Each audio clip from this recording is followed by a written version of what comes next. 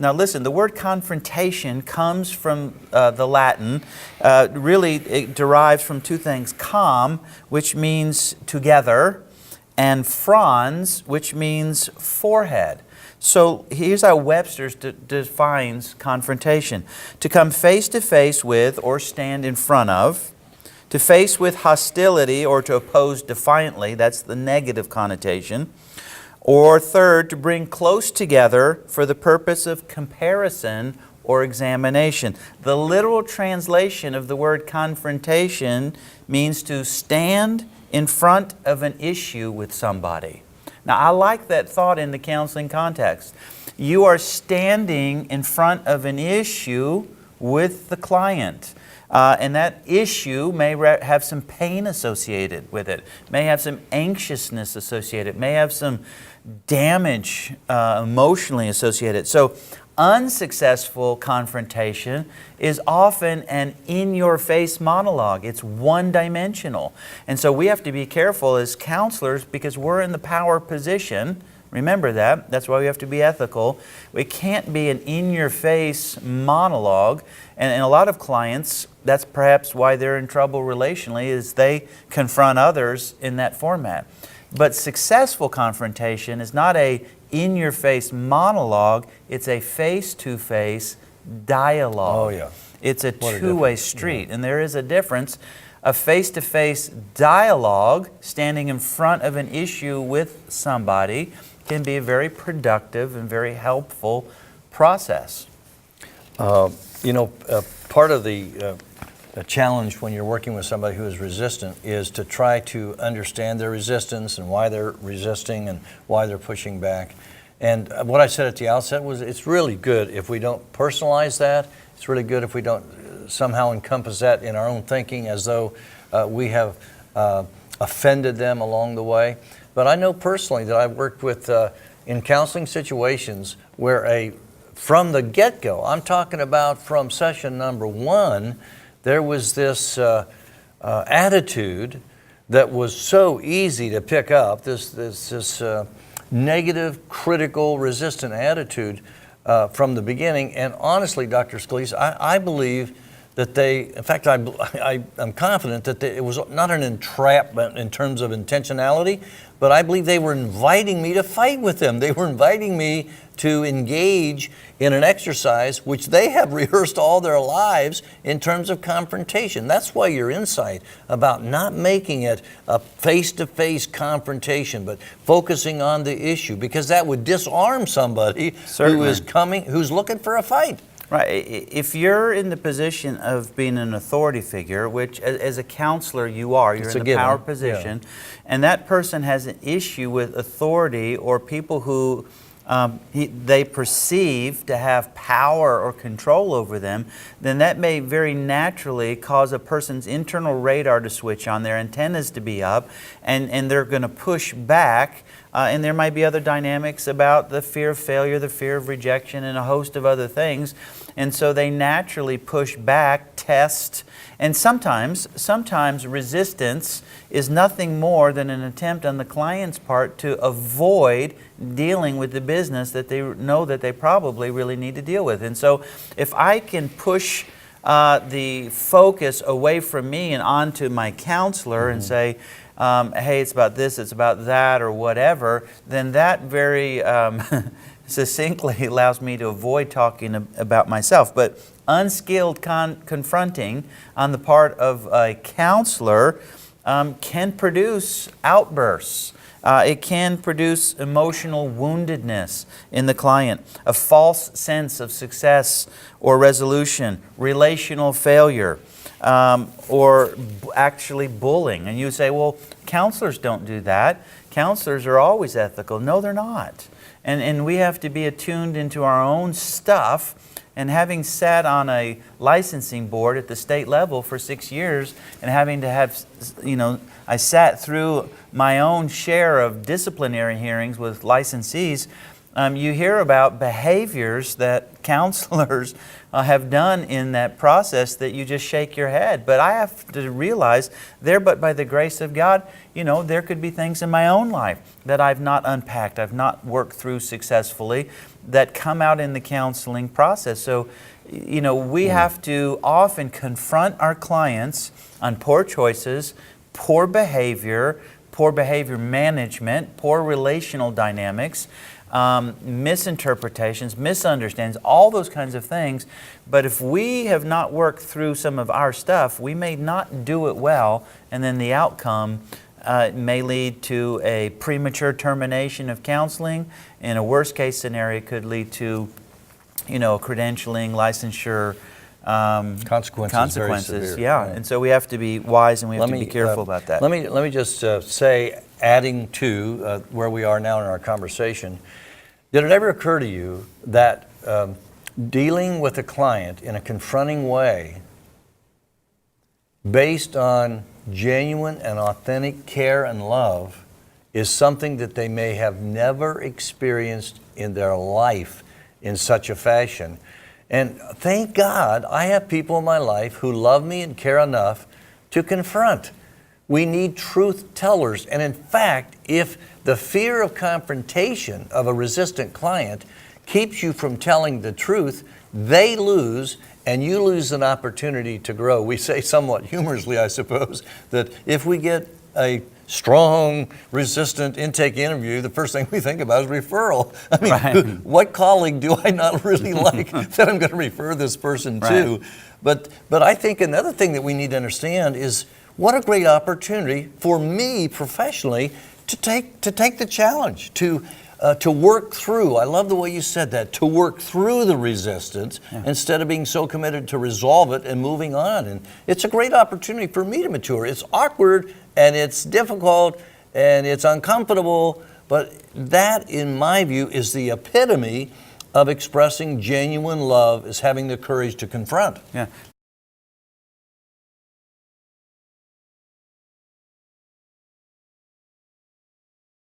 Let's talk about some spiritual guidelines here, and I'm going to give you some principles of confrontation and working through client resistance, but then I'd like to attach it to some biblical principles to show that really the Bible is a rich resource for you and I as counselors on how to navigate those kinds of waters. We talked early in this course, and you learned about that core foundation of respect and genuineness and unconditional positive regard and trust, that those things are essential. And so what comes to my mind is Ephesians 4:15 that talks about speaking the truth in love. And so the challenge for you and I in the practice, in the experience is, okay, both truth and love are essential to confrontation, but where do I place the emphasis? Is it the person that really needs to hear the truth, still delivered in love, i.e. respect, unconditional positive regard with trust, etc., but I really need to hone in on say, hey, this is truth. Now you need to deal with this. Or are they so fragile, they need to hear that truth, but it has to be brought in a little more subtly, a little bit more gently, because I really need to emphasize the love part, meaning the respect dynamic. And so, but the principle of confrontation is there. I have to speak the truth, but with respect in those core counseling foundational principles. Another one that I think is, and this takes a little bit more experience, a little bit more practice, but it's a great tool. It's something that Jesus did, is the use of metaphors. And all a metaphor is taking and usually using some things, often that are in a client's life, that they can connect with at some deeper level. Sometimes good counseling is not going through the front door. It's going through the back door. That they don't, and so sometimes effective confrontation is not that I'm going to boom, put it right in front of you. I might be a little more subtle to make my point and come around. Jesus spoke in parables a lot, which is a kind of metaphor. Let me give you one. It's out of 2 Samuel 12. And this is not too long after David committed adultery with Bathsheba. And without going through the whole story, most of you know that he should have been out on the battlefield where his army was, but one of his soldiers who was out there had a very attractive wife who was bathing on the roof of her home. David was home in his castle, sees her, and then commits sin. Now God talks to the prophet Nathan and says, hey, I want you to visit the king. And so Nathan comes, and he knows why God sent him there. And it's like, do I go to David and do I look at him and say, David, you just slept with Bathsheba, isn't that correct? But God gave Nathan a lot of wisdom. Oh. So he starts telling this story about a lamb that is taken advantage of by another person and hurt and abused. And why? David's a shepherd in his heart. How many times had he tended a baby, defenseless lamb? And so David has bought fully into this and to the point where he almost loses sight that Nathan's telling a story. And he demands, he goes, who is this person who would do such a thing? And then Nathan, in a very poignant way, looks at him and says, you are the man. And what happened at that point, because David had connected with that backdoor story deep into his soul, he didn't run from it, he didn't deny it, he didn't get angry for it, he didn't condemn Nathan for it. He acknowledged his sin, and it led to a process of restoration, still with consequences, but also change in behavior. And so sometimes we have to look for those metaphors, like what's a picture, a word picture in their life that maybe if I couch it this way, it'll resonate with them deeper in their soul or their spirit or their emotions, and they'll have the aha moment. But what I was going to say is that your story from the Bible and your application is a precise demonstration of the love, right? Right. And the confrontation. Right. And then utilizing the conduit of a story or a metaphor to communicate the truth. Right. And and there's no place to go. And that's what David discovered is, okay, I mean, he didn't rationalize or justify or explain away.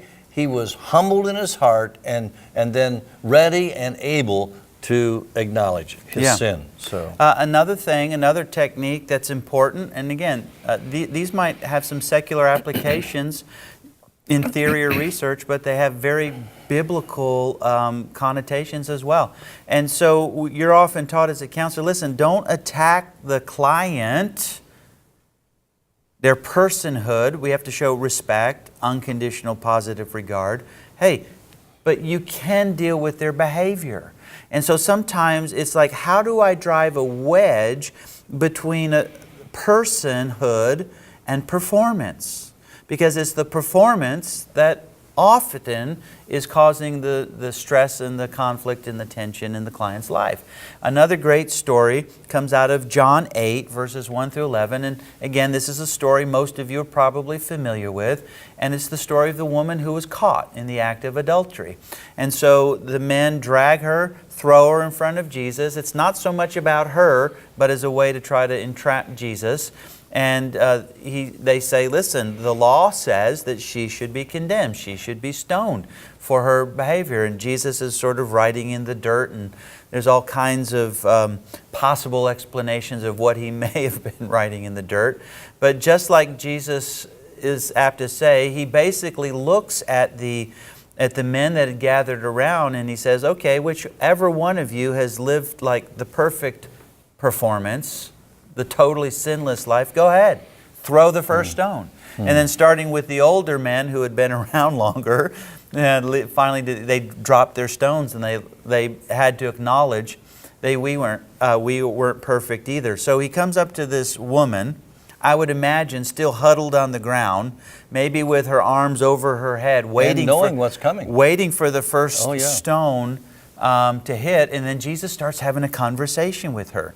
And when I ask this question, I'll ask it to you and give you a minute just to at least think of it in your head. What did Jesus say to this woman as he has conversation?